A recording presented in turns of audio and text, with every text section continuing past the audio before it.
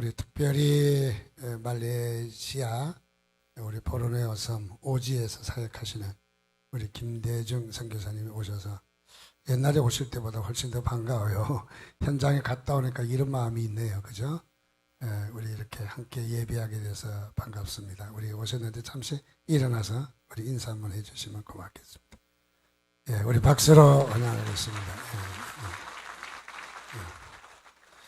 영상으로 잘 보셨으니까 우리 선교사님 사역을 또 개인적으로 앉아서 이야기를 듣는 시간을 가졌으면 좋겠습니다. 특별히 우리가 이 땅에 살면서 많은 사람들을 좀 만나는 것 같습니다. 이렇게 거리에서 오가고 또 그 외에도 우리의 삶의 현장에서 만나는 사람들이 많습니다. 또 스치고 지나가는 사람들이 많이 있죠. 이 사람들을 한마디로 이야기한다면 우리의 삶에 지나치는 바로 우연의 사람들이죠. 우연. 그래서 우연한 만남이죠. 우연한 우리의 삶의 현장에 이렇게 보게 되는 사람들이죠. 우리 주변에 이런 사람들이 있어요. 특별히 어떤 학자가 이야기하는데 한 사람의 뒤에는 연관된 사람이 무려 70명이 있다. 잘 알든 못하든 또는 가까이 있든 멀리 있든 간에 이렇게 관계되는 사람이 약 70명 정도 있다. 동의가 되어지는 말이기도 합니다. 자, 우리는 이런 우리의 삶에 지나쳐 우연으로 가는 사람들이 엄청나게 많이 있다는 거죠. 그런데 우연으로 끝나기에는 너무너무 아까운 거죠. 하나님께서는 구약의 이스라엘 백성들 먹이실 때 광야에서 어떻게 먹이셨습니까? 광야에서 40년 동안 그야말로 끊임없이 먹을 양식을 공급하셨어요. 그 양식이 뭡니까? 만나와 메추라기입니다. 만나를 주셨는데 이 만나가 아주 이 떡같이 이 꿀떡같이 만드는 바로 그건데 하나님께서 다 제조해서 제조 날짜를 어기지 않고 공중에서 착 뿌리면 얼마나 좋겠습니까? 또 그냥 뿌리면 흙이 묻으니까 비닐 위에 싸서 탁 뿌려주면 주워 먹기만 하면 되는데 하나님은 절대 그러시지 않으셨어요. 어떻게 하셨습니까? 가시 같은 그것을 뿌려주면 그 껍질을 까서 떡을 만들어서 이스라엘 백성이 먹었다는 거예요. 그 다음에 고기 먹고 싶다고 하니까 하나님께서 고기를 주셨는데 안심 스테이크로 탁 주면 얼마나 좋겠습니까? 하나님은 그렇게 주시지 않고 메추라기 떼가 이 지면에서 높지 않게 손이 닿을 거리에 이렇게 메추라기 떼가 와서 거기에서 이스라엘 사람들 손에 걸리게 그저 휙휙 잡다 보면 메추라기가 몇 마리씩 손에 걸리고 잡고 걸리고 잡고. 그래서 저는 그런 생각을 합니다. 메추라기가 날아가는 것을 잡아야 내가 먹을 수 있는 고기가 된다. 메추라기가 된다. 그런 생각을 하면서 우리의 많은 인생의 삶에 우연이라는 것이 많이 있다. 마치 이 메추라기 새떼가 날르는 것처럼 우리 주변에 날아가고 지나가고 스쳐가고 하는 많은 것들이 있지만은 이 우리의 부딪히는 우연한 인연을 우연한 것을 우연으로 돌리기에는 너무 아깝다는 거죠. 우연으로 끝난다면은 뭐 별 볼 일 없는 거죠. 근데 우연으로 끝나지 않고 우연을 인연으로 맺어간다면은 여기에서 삶에 놀라운 변화가 일어난다는 거죠. 특별히 우리가 잘 알고 있는 결혼의 문제가 그렇지 않겠습니까? 우연히 만났습니다. 그런데 이 우연히 만나서 서로 관심을 갖게 되고 좋아하게 되고 인연을 맺어서 부부의 연을 맺고 그리고 부부의 연을 맺고 나니까 어떤 역사가 일어납니까? 새 생명이 탄생하잖아요.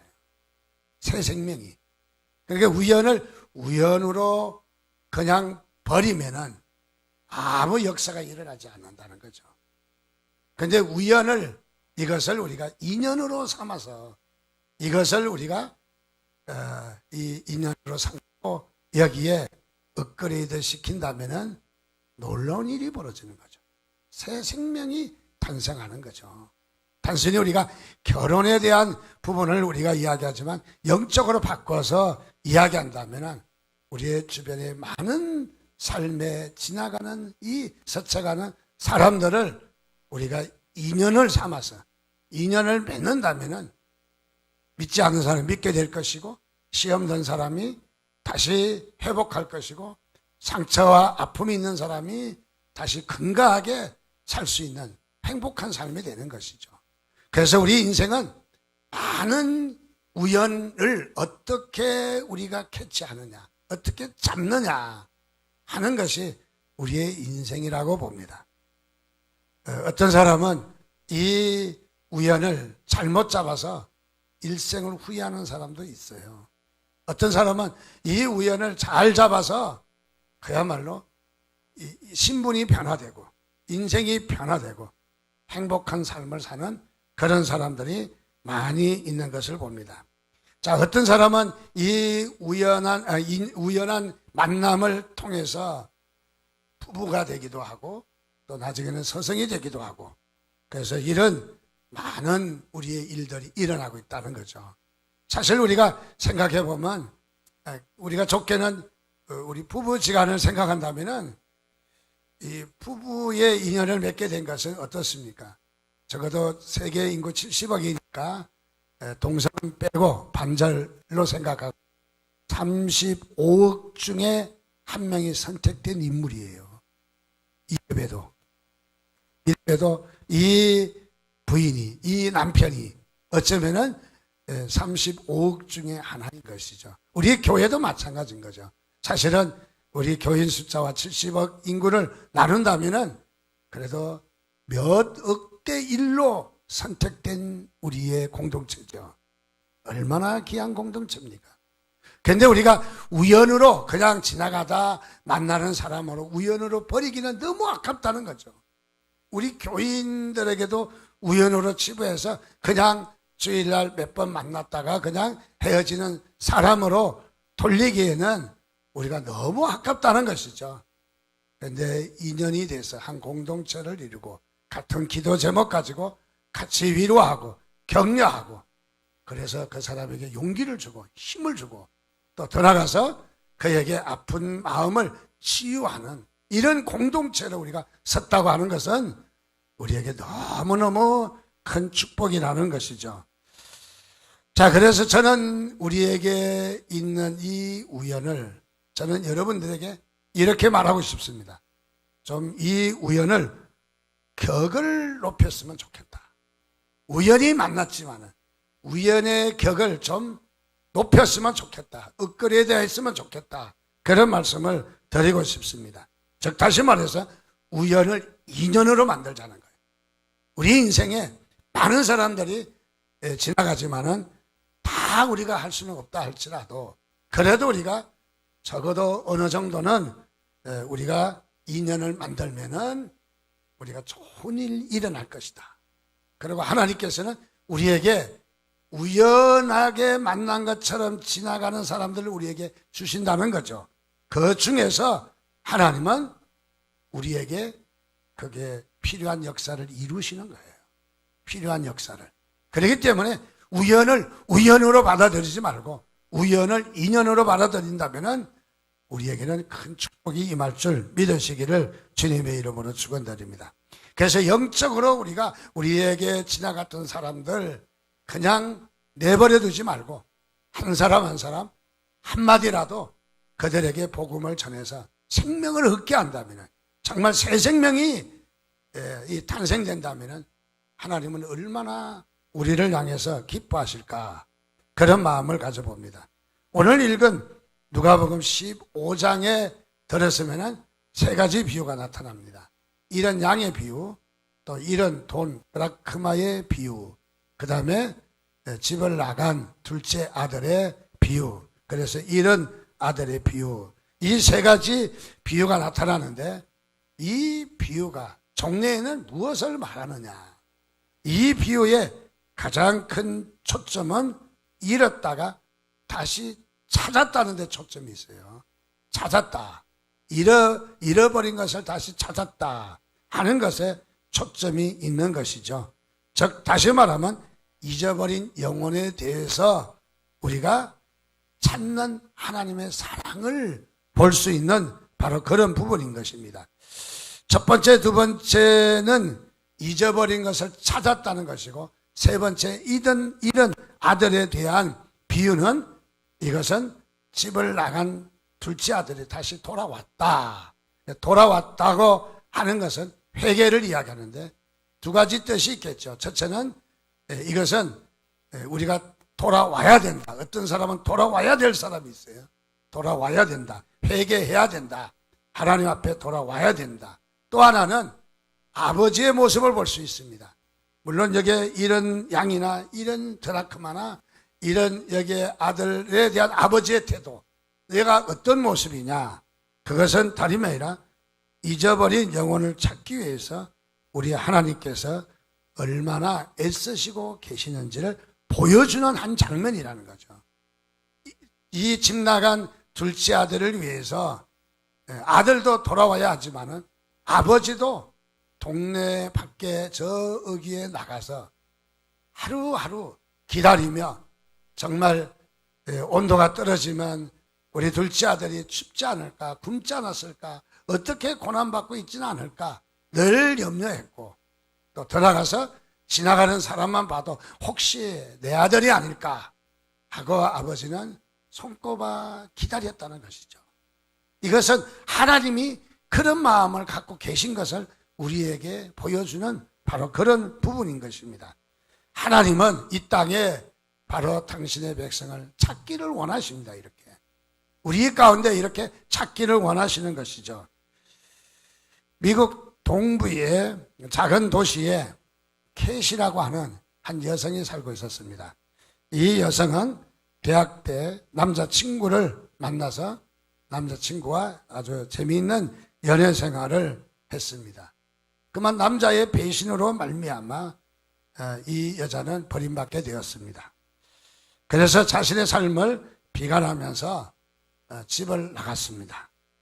10년 동안 집을 나가서 살았는데 그야말로 그에게는 방탕과 향락과 알코올 중독과 마약 중독까지 이르게 되었습니다. 10년이란 세월이 흐르다 보니까 나이도 먹고 그리고 어느 누구도 자신을 거들떠보지도 않습니다. 또 더더구나 마약과 알코올 중독까지 되었기 때문에 어느 누구도 관심 있게 보는 사람이 없었습니다. 그래서 이 캣이라는 여인은 이렇게 결정을 합니다. 이제 내가 할 일은 한 가지밖에 없다. 그것은 내가 스스로 목숨을 끊는 일밖에 없다. 그래서 자신이 죽어야겠다는 생각을 가지고 강가로 나가게 되었습니다. 강가에 가는 동안 온갖 자신에게 지나갔던 그 인생의 삶이 머릿속에 필름처럼 팍팍팍팍 지나갑니다. 그런데 강가에 가까이 왔을 때 강물을 쳐다보니까 강물 위에 바로 이런 생각이 납니다. 마치 고향에 계신 어머니의 얼굴이 이 물에 새겨진 것 같은, 그래서 떠오르게 되었습니다. 그래서 강물에 아롱거리는 어머니의 얼굴을 생각하면서 죽는 것도 뭐 좋지만은 그러나 어머니의 얼굴을 한번 보고 죽고 싶다. 그런 생각을 가지고 드디어 집 근처로 발걸음을 옮깁니다. 집 근처에 왔는데 다름이 아니라 오늘따라 집에 불이 환히 켜져 있습니다. 그래서 오늘 무슨 날인가? 무슨 일이 있는가? 그러고 한 걸음 한 걸음 가서 봤더니 대문도 열려 있습니다. 그래서 무슨 일이 있는가 보다 라고 생각하고는 그러고 대문을 삐시시 여는데 문에서 대문이 소리가 삑삑삑 소리가 나는 거죠. 삐그덕 소리가 나서 쏜살같이 달려나오는 어머니의 발걸음이었습니다. 다름이 아니라 네가 캣이냐라고 소리를 지르며 뛰어나오는 어머니의 모습. 그만 자신의 생각과는 달리 어머니의 품에 그만 안기게 되었습니다. 그래서 한창 끌어안고 자신의 인생을 피곤했던 삶을 이 어머니와 함께 끌어안고 울게 되었습니다. 그리고 얼마 시간이 지난 다음에 어머니한테 물었습니까? 오늘 왜 이렇게 불을 환히 켜놓고 그리고 대문을 잠그지 않고 열어놨습니까? 물으니까 어머니가 대답하는 말이 10년 동안 네가 집을 나간 다음에 네가 집을 들어오라고, 혹시나 들어오는데 방해될까 봐 그래서 불을 켜고 대문을 잠그지 않았다는 거예요. 이 계시라는 여인은 어머니의 이 소리를 듣고 가슴이 무너집니다. 억장이 무너집니다. 어머니가 나를 위해서 이렇게 기다리고 계시다니, 하루도 빠짐없이 불을 켜고 대문을 잠그지 않고 이렇게 나를 위해서, 세상 사람들은 다 나를 버리고 세상 사람은 나를 다 어느 누구도 거들떠 보지 않았지만은 나 같은 인간, 버려진 인간을 우리 어머니는 여전히 나를 사랑하시고 10년을 하루같이 기다리신다는 어머니의 모습을 보면서 그는 감동하게 되었습니다. 그래서 어머니의 품 안에서 그의 새로운 인생을 결정하게 되었습니다. 그래서 그의 남은 생에는 바로 행복한 인생으로 살게 되었다는 바로 그런 이야기가 있습니다. 그렇습니다. 오늘 하나님께서는 저와 여러분들 이 땅에 바로 이렇게 잊어버린 영혼들을 찾기를 원하시는 것이죠. 성경에 보니까 바로 이런 양에 대한 비유가 나타납니다. 이런 양에 대해서 어쩌면은 우리 이 공동체를 떠난 이런 양 한 마리, 어쩌면은 이미 이리 때에나 사자에게 물려 죽을 수도 있습니다. 이미 구출하러 간다 할지라도 구출할 수 없는 환경에 이르를 수도 있는 것이죠, 바로. 근데 여기에 양 100마리를 키우다가 한 마리가 이 길을 잊어버려서 한 마리가 없다는 거죠. 한 마리가 없다는 것은 무슨 말이냐면 바로 여기에 하나님은 우리 인류, 우리 사람들을 어떻게 대하시는가, 그것을 보여주는 거예요.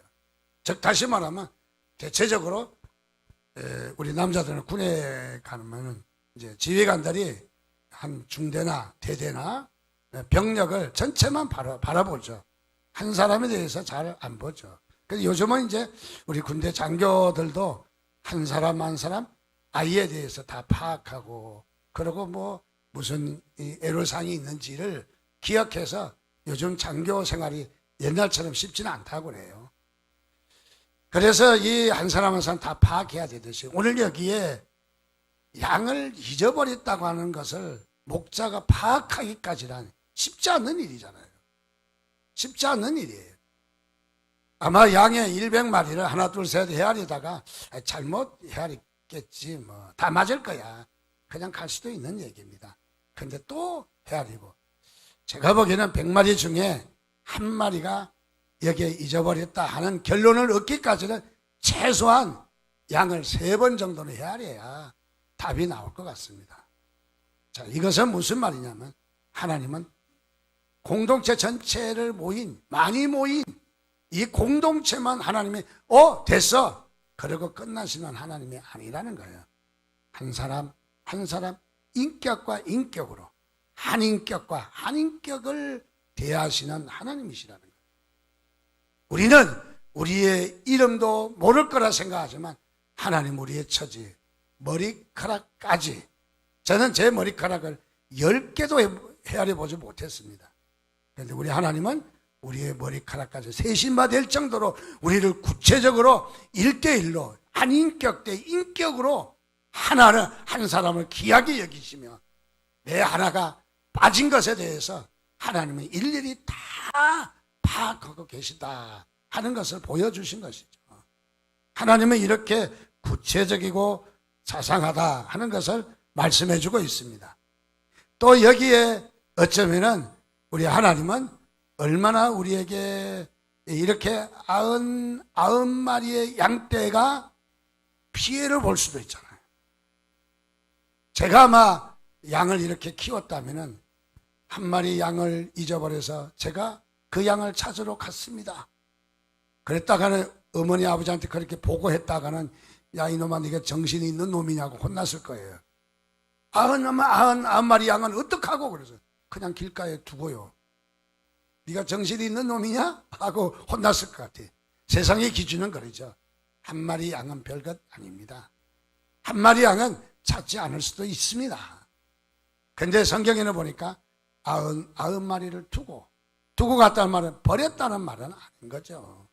우리가 생각할 때 아흔 마리에 대한 어떤 버렸다고 생각할 수도 있는데 여기에 한 마리 양도 귀하다는 것을 말씀하고자 하는 거지 아흔 마리를 버렸다는 것이 성경의 초점은 아니에요. 그래서 하나님은 우리 한 사람 한 사람 이렇게 부르시고 찾으시고 오늘도 하나님은 우리를 만나시는 그 하나님이신 것을 믿으시기를 바랍니다. 오늘 본문의 말씀에 보니까 특별히 14장 1절을 보면은 안식일에 예수께서 한 바리새인 지도자의 집에 떡 잡수시러 들어가시니 그들이 엿보고 있더라. 그들이 엿보고 있다. 그들은 누구예요? 바로 바리새인과 사두개, 바리새인과 이 서기관들입니다. 유대인들입니다. 종교 지도자들입니다. 엿보고 있었다는 거죠. 14장 35절에 가서 강력하게 이야기합니다. 땅에도 걸음에도 쓸데없어 내어 버리리라. 그러고 하는 말이 들을 기 있는 자는 들을지어다. 이 말은 들으라는 거예요. 무엇을 내가 이제 15장에 이야기하는데 그 이야기를 자세히 들으라는 거예요. 귀가 열리라는 거예요. 귀를 열으라는 거예요. 우리 하나님은 반드시 들어야 된다라는 것으로 말씀하고 있는 것이죠. 15장에 바로 들어가서 이 비유가 나타납니다. 비유가. 여기에 핵심 사상은 바로 하나님의 나라입니다. 하나님의 나라인데 여기에 15장에 15장 가기 전에 5장 30절 보니까 바리새인과 그들의 서기관들이 그 제자들을 비방하여 이르되 너희가 어찌하여 세리와 죄인과 함께 먹고 마시느냐. 우리 주님께서 이런 사람들과 먹고 마셨다. 그래서 우리는 복음이 병든 사람에게 우선권이 있느냐, 그 말이 아닌 거예요. 이 말은 다시 말하면 이런 환경으로 말미암아 귀가 열려있고 마음이 열려있는 사람에게 가신다, 그 말이에요. 우리 하나님은 열려있는 사람에게 가신다. 복음을, 하나님의 나라를 열려있는 사람에게, 열려있지 않는 사람에게는 갈 수가 없다는 것이죠. 그래서 열려있는 사람에게 바로 갈 수밖에 없다는 것을 가리키는 거죠. 그래서 이런 병들고 가난하고 또 이렇게 죄인된 사람들은 자신의 이글로 말미암아 자신의 마음의 문이 많이 열리게 된다는 것이죠. 그래서 이런 열린 자들에게 가게 된다 하는 것을 말해주고 있습니다. 자, 여기에 예수님이 이들과 같이 식사도 하고 떡도 나누고 또 가서 잠도 자고 이들과 친분을 나누는 것입니다. 근데 여기에 바리새인과 서기관들 못마땅히 여겼습니다. 왜 못마땅히 여겼습니까? 자기들은 자칭 의인이라고 부르기 때문에.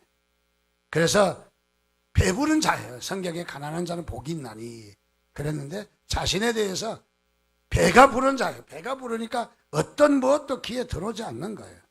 어쩌면은 그들은 오만과 자존심으로 가득 차서 스스로 자신이 거룩하다고 생각하며 세리와 창기와는 절대 구별되어 있는 자칭 차별화를 선언한 바로 이런 사람들이라는 거죠. 즉 이들은 뭐냐면 영적 소경이라는 거죠. 남달리 병에 걸리지 않아서, 남달리 소외되지 않아서 그것으로 말미암아 자신들이 의인화하고 자신들의 마음이 열려있지 않았다는 것이죠. 어쩌면 죄인이 회개를 원하는 것이 아니라 이들은 죄인이 멸망하기를 원했습니다. 그리고 하는 말이 예수도 사회에서 존경받으려면 저 죄인들을 멀리하고 어려운 자신들과 가까이 해야 된다라고 생각했을 것입니다. 그런 생각을 가지고 있는 바리새인과 서기관들에게 주님은 당당하게 이야기합니다. 내가 의인을 부르러 온 것이 아니라 죄인을 부르러 왔다. 죄인을 부르러 왔다라고 합니다. 그래서 우리 예수님은 그렇게 마음의 문이 열려있는 자들에게 가셔서 복음을 전하셨습니다. 자, 여기에 우리 주님께서는 이제 15장에 들어서서 바로 이 비유를 말씀하시는 것은 유대인들이면 누구나 쉽게 알 수 있는 일이에요. 첫째는 이런 양에 대한 비유. 유대사회는 이 목축업을 많이 하기 때문에 목동들이 많이 있습니다. 그래서 목동들이 양떼를 몰고 가다가 한 마리 잊어버린 경우는 누구나도 경험을 했고, 그래서 잘 아는 얘기입니다. 이런 양의 비유, 무엇을 말하는지 잘 알고 있어요. 그 다음에 여기에 드라크마, 한 동전을 잊어버렸다는 거죠. 학자들마다 다르기는 하지만 대체적으로 이렇게 봅니다. 동전 10개를 서로 약혼을 하게 되면은 남자가 여자에게 동전 10개를 주면은 그때는 마땅히 뭐 장식할 이런 목걸이나 또 장식할 게 없으니까 이 대체적으로 아프리카 사람들은 문신을 많이 하잖아요. 장식할 게 없잖아요. 우리처럼 뭐 귀걸이도 달고 또 뭐 여기 부르지도 하고 뭐 여기에 뭐 짜고 머리도 하고 화장도 하고 그런 게 없으니까 그래서 이렇게 문신 같은 걸 해서 자기를 장식하잖아요. 근데 여기도 결혼을 앞두고 장식할 게 뭐 별로 없으니까 장식을 약혼한 남자가 여자에게 동전을 10개 주면 그것을 동전을 꿰서 주렁주렁 목걸이를 하고 오는데 그 중에 이 동전 하나에다가 남자가 표시를 한다. 내가 널 사랑한대 하고 동전 하나에다가 탁 표시를 해주는 거예요. 뭐 별 표시를 한다든지 하트를 그려준다든지 하트가 너무 크면 조그마한 하트를 준다든지 그렇게 해서 표시해주면 신부는 10개의 동전을 불 밑에서 가서 찾아가지고 표시가 무슨 표시가 있는가 찾아가지고 가운데다 딱 걸고 나머지 9개는 주렁주렁 옆에다 하고 그리고 결혼식에 딴 따라다 탁 나가면은 신랑이 탁 적게보고는 그래 내가 너를 사랑한다는 표시를 확인했구나. 그렇게 해서 나가는 건데 동전 10개를 가지고 찾다가 보니까 동전이 또르륵 굴러가서 농 밑에 쑥 들어가 버렸어요. 다른 동전 같으면 끄집어내서 하나 보충해도 되겠지만은 신랑이 표시를 했던 동전이라면 안 되잖아요. 결혼식 때 가니까 사랑의 표시도 못 찾고 온 거예요. 사랑의 표시도. 그래서 신부가 찾는 거예요. 그것을 어떻게? 찾아야 되는 거죠. 찾은 적 어떻게? 동네 사람을 불러서 잔치를 열었다. 잔치가 아무리 안 모여도 10명만 모여도 오늘 우리 잔치를 벌리고 뭐 하다못해 간소하게는 차려도 1인당 한 5,000원 꼴은 뭐 차려야 되지 않을까요? 그거에도 5만 원이야. 근데 동전 하나 500원이잖아요. 우리식으로 이야기해서. 상업적으로 계산하면 얼마나 마이너스예요. 그런데 동전을 찾으니까 잔치를 열었다는 거죠. 이런 양을 찾았는데 잔치를 열었다는 거잖아요. 잔치를. 얼마나 마이너스예요. 마이너스인데도 불구하고 여기에는 기쁨이 더하다는 것을 보여주는 거예요. 기쁨이 더하다. 그래서 여기에 기쁨을 더하다는 것을 표현해 주는, 그래서 여기에 오늘 이런 양의 비유나 그 다음에 이런 드라카마의 비유를 통해서 바로 이렇게 찾았을 때 얼마나 기쁜지 기쁨을 말해주는 바로 그런 부분입니다. 즉 다시 말하면 이 말은 무슨 말이냐면 한 어머니가 아이를 데리고 장을 보러 갔습니다. 그래서 장에 가서 이것도 사고 저것도 사고 물건을 삽니다. 그래서 물건을 잔뜩 사고 그리고 비싼 것은 흥정해서 깎고 또 깎고 그렇게 깎아가지고 이렇게 물건을 사고 있는데 데려가던 아이가 옆에 쫄쫄 잘 따라다니다가 어느 순간에 물건을 사다 보니까 아이가 안 보이는 거예요. 그래서 아이를 찾습니다. 내 아이 어디 있는가? 그 다음에 아이가 보이지 않는 거예요. 가까이 보이지 않기 때문에 가지고 있던 이 엄마는 물건을 그렇게 깎으면서 한 푼, 두 푼 아껴가면서 물건을 샀던 물건을 팽개치고 뛰어가지 않겠어요? 마치 실성한 사람처럼 내 아들 봤어요? 내 아들 보면 이런 아들 못 봤습니까? 이런 아이가 지나갔나요? 그야말로 아들을 찾아다니겠죠. 그 아주머니의 보따리는 어떻게 했습니까? 땅에 떨어져서 굴러서 사람들이 밟히고 어떤 사람 몇 개 주워가기도 했을 것이고, 그럼에도 불구하고 아들을 찾아서 뛰어나가는 어머니의 모습, 이게 무엇입니까? 오늘 우리가 태신자를 품는 마음이라는 거죠. 태신자를. 우리가 그런 마음이 있느냐 하는 것이 중요한 것이죠. 그래서 이 돈으로도 계산할 수 없는 바로 이 생명, 이 아들. 그래서 주님께서는 이런 목자의 심정으로 바로 말씀하는 거죠. 저는 오늘 우리의 가정에, 특별히 우리 사랑하는 우리 한국 땅에, 우리 한국 교회에 회복되어야 될 것이 있다면 바로 이 사랑하는 마음이라고 생각합니다. 사랑하는 마음. 이 사랑하는 마음이 있을 때 아이가 보입니다. 사랑하는 마음이 있을 때 한 생명이 보입니다. 우리가 사랑할 때에 생명이 보이고 섬겨야 될 태신자가 보이는, 내 VIP가 보이는 것이죠. 그래서 우리는 얼마나 이들을 향해서 사랑하고 있는가. 그래서 오늘 이 말씀을 보면서 오늘 우리도 태신자를 작정하면서 바로 우리 이 태신자에 대한 우리가 이런 마음을 가지고 우리가 이 결혼으로 연결돼서 아이 생명을 탄생시키듯이 오늘 우리가 정말 이 태신자를 좀 품었으면 좋겠어요. 오늘 형식적인 것 같지만은, 이게 대수롭지 않는 일 같지만은, 이것이 그야말로 우리에게 이 새로운 큰 일에 바로 이 기초가 되는 것이죠. 이것 없이 더 이상 다른 것이 그냥 순간적으로 나타날 수 없다는 것이죠. 그래서 하나님께서는 저와 여러분들에게 말씀하시는 것은 바로 다름이 아니라 이 기쁨을, 이 찾는 기쁨을 너희에게도 좀 가졌으면 좋겠다는 거죠. 하나님의 마음이. 오늘 저와 여러분들도 11일 우리 새가족 초청잔치에 바로 우리에게도 이 기쁨을 가졌으면 좋겠다는 거죠. 이 기쁨을 찾아서 잔치를 열을 바로 그런 기쁨이 넘치는 그런 시간이 됐으면 좋겠습니다. 그래서 오늘 하나님께서는 바로 저와 여러분들을 태신자를 삼을 것을 주님이 원하신다는 것을 우리 기억하시면서 여러분 빨리 이번 주 초에 오늘부터 좀 고민하시면서 태신자 3명을 이렇게 결정하시고 집중적으로, 다른 사람도 중요하지만은 이 3명을 집중적으로 내가 이번에 섬기겠습니다 하는 태신자를 작정해 주시고 프로그램대로 잘 섬기셔서 새 생명을 찾는 축복이 여러분들에게 있기를 주님의 이름으로 축원드립니다.